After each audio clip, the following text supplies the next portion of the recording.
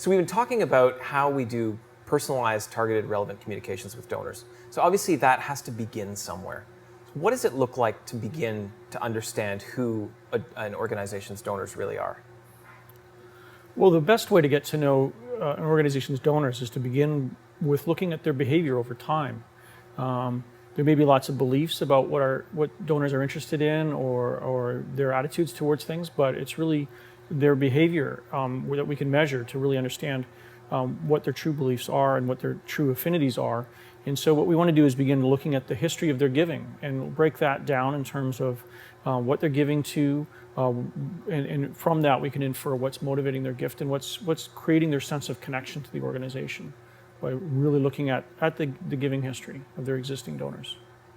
So once we've established this behavioral history and we have a sense of what these donor affinities actually are and what their true beliefs and patterns are, how do we use that to increase results? Well, the first step is to use that to inform the strategy in terms of what we want to say to different donors and how we want to say it. And basically, we want to group recipients of the mailing based on our understanding of those different groupings of donors, and then personalize the communication to really effect the kind of message that we want to create for each and every one of those different donors. And we can combine those in different ways, and so that it really reflects the subtleties of each and every recipient of the particular mailing, so that we're being as effective as we can at connecting to that individual. How do we know that the approach is working? Well, I think the critical thing to do is to not just try something and then either walk away from it as either successful or not, but to really be able to identify what part of the treatment that you've given donors is effective and what isn't. So what we want to do is we want to break the donors into test and control groups so that we can effectively understand which of the different treatments is being effective, which treatment is actually creating the results that we're looking for. If it's a fundraising appeal, which audience, which treatment for which audience is providing us the response rate and the income to cost ratios that we're looking for, or if it's a volunteer engagement kind of activity, just who's responding and understanding which of the different personalizations that we're doing are eliciting response.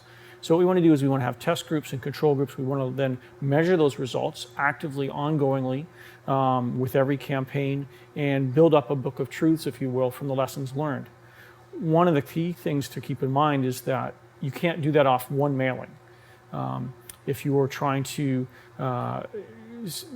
determine whether a certain treatment is effective, that can often take a number of mailings or a number of communications points from which you then be able to deduce whether that's effective or not. And so it's often a sort of a long-term kind of approach to testing that you need to take to really understand from the data what the key lessons are. Is it difficult for organizations to have that kind of patience? I mean, they're used to, once one campaign is done, they're on to the next one. One of the challenges we have is to help organizations not make a simplistic assessment after they've done a campaign, and they want to quickly look at the results and quickly draw conclusions.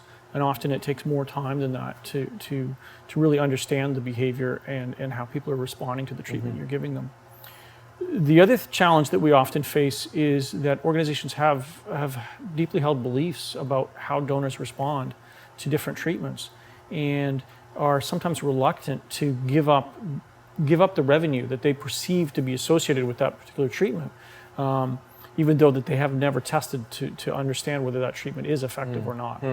And so taking the time to test it and assess whether it is indeed true is an important thing to do, and we've seen examples where that's led to cost savings or increased revenue as a result of making adjustments once you actually take the time and be willing to test the things that you already believe to be true. Okay.